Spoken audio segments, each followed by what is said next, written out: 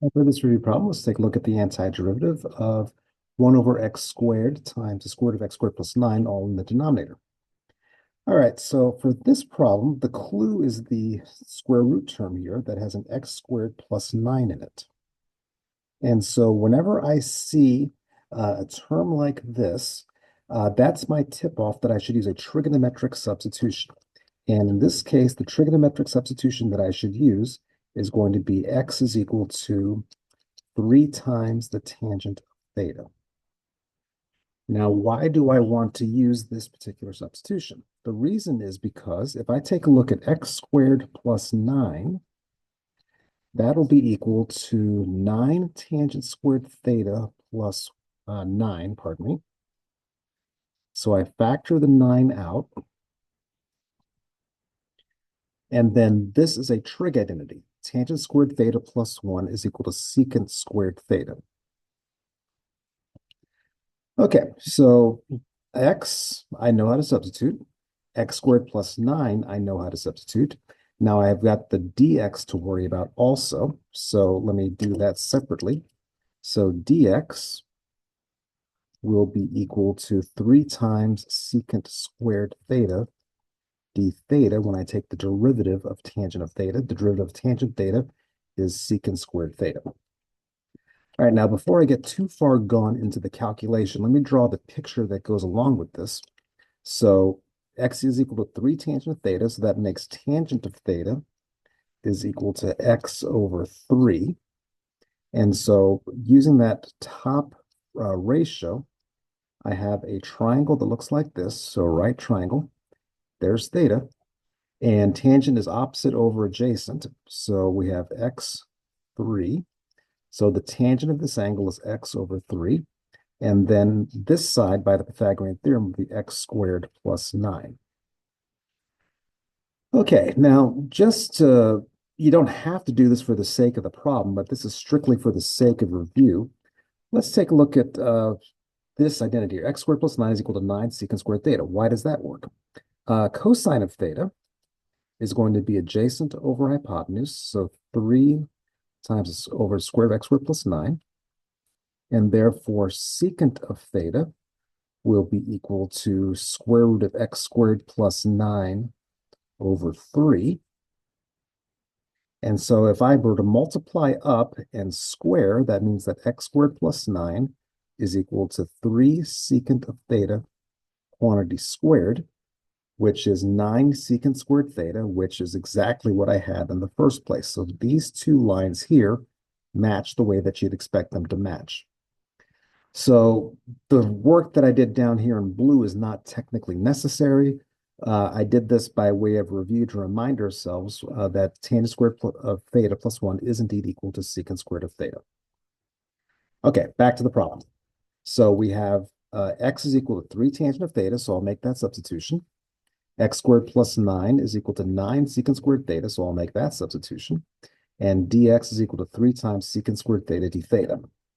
Okay, so this will be equal to the integral of, dx is equal to 3 times the secant squared theta d theta all over x squared, that's 3 times the tangent of theta quantity squared, times the square root of x squared plus 9, which is 9 times the secant of theta squared.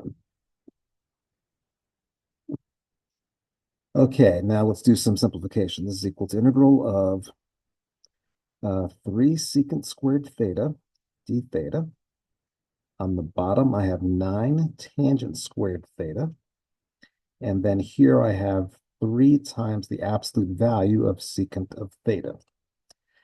Now, I put this here mostly as a technical point. The square root of something squared is always the absolute value of secant theta.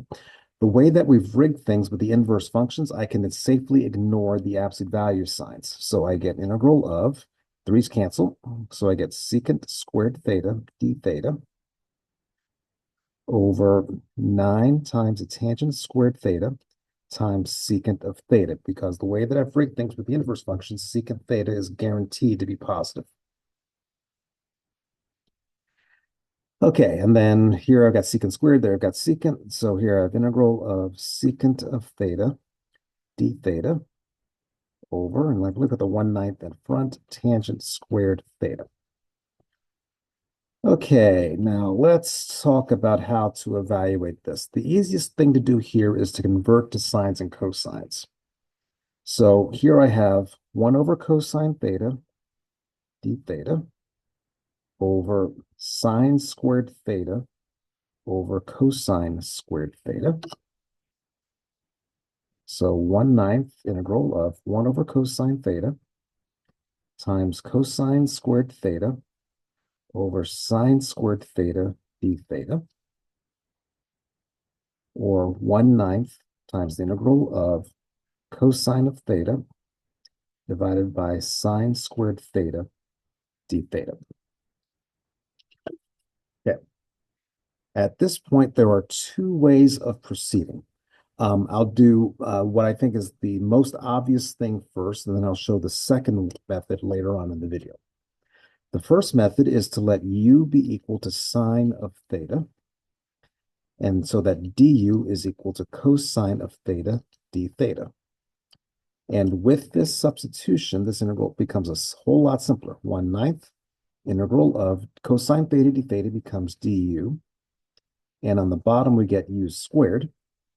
And so this becomes a fairly straightforward integral to evaluate. Negative 1/9 times 1 over u plus c. Okay, so we get negative 1/9. Let me just put sine theta here in the bottom, plus c. And I'll put the 1 here in the middle so it's a little easier to see. Okay, now sine of theta, we now have to refer back to this picture way here at the top. So here's my picture for theta, and now I need to figure out what sine of theta is. According to this picture, sine of theta is equal to opposite over hypotenuse, so x over square root of x squared plus 9. And so I can substitute that at the bottom. This is equal to negative 1 over 9 times x over square root of x squared plus 9 plus c. That's a bit smudged, so let me fix that on the next line. Negative square root of x squared plus 9 all over 9x plus c. And so that is the answer. If I take the derivative of this, I will get the original integrand that I had in the first place. Okay, now I had promised a second way of being able to proceed with this problem, so let me do that now. This is not necessarily a superior method, but just a different method. Okay, so let me start over from this point here. I'm just going to go over to the side here. This is equal to 1/9 times the integral of cosine of theta over sine theta times 1 over sine theta d theta, which is equal to 1/9 integral of cotangent of theta times cosecant of theta d theta. And this is one of the antiderivatives that we have memorized. The antiderivative of cotangent of theta times cosecant of theta, that is negative 1/9 cosecant of theta plus c. And you'll notice that that is exactly the same thing as what I had here, negative 1 over 9 sine of theta plus c. So from this point in the calculation, there are two options. One, we can do a u substitution. Second, we can convert to cotangents and cosecants. Either way, we end up with this expression, which then has to be converted back to x's in order to be able to solve the problem.